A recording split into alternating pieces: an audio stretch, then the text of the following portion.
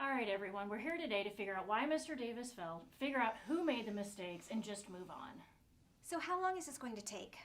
Probably a long time. Well, I have so much to do. Let's make this quick. So first, let's establish the facts. Was Mr. Davis at fall risk? Yes, he was at fall risk. He scored a 75 on the Morse this morning. And of course, he fell. He's on blood pressure medication, he's on Coumadin, and he just had surgery. It should be obvious that he's at an increased fall risk, even without the Morse score. And his Berg balance score was 43. Anything less than a 45 puts him at risk. All of our patients with total knees are at risk, so why are we even wasting time discussing this? It's all my fault. I took him to the bathroom before lunch today, and then he went to PT, and I got busy, and I didn't get back around, and it's not your fault, Mr. Davis. It's all mine.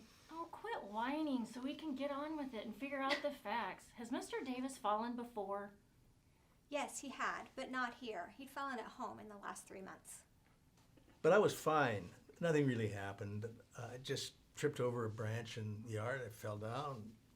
That's it. We don't really need to do this, do we?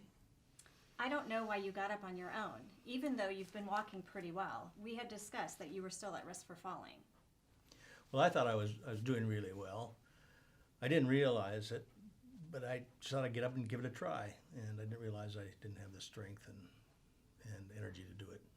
So, after PT, when she left you, you were sitting up in the chair. Right, but I really needed to go to the bathroom.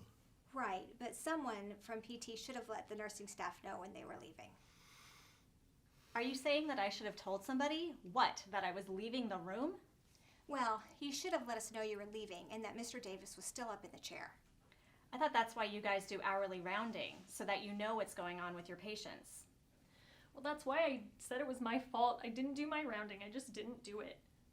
So why didn't you do your rounding? Well, I got busy. Why were you busy? Well, other things, other patients. I have other demands on my time just like everybody else.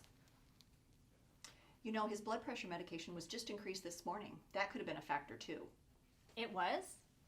Yes, it certainly was. So why didn't I know about that? If someone's going to pass out, it's going to be with me when they're getting up. Well, it's in their records. Don't you check your patients' charts before you see them? Come on, let's keep this thing moving. Changes in blood pressure medication should be based on standing pressures. I seriously doubt that nursing is doing orthostatic checks. So are you checking orthostatic pressures? Not unless we have an order from the physician. So why didn't you tell the nurses that they should be checking standing blood pressures? That's not my job. Whose job is it then? Well, obviously everyone here is at fault for this fall, except for me. So what are you guys going to do about it?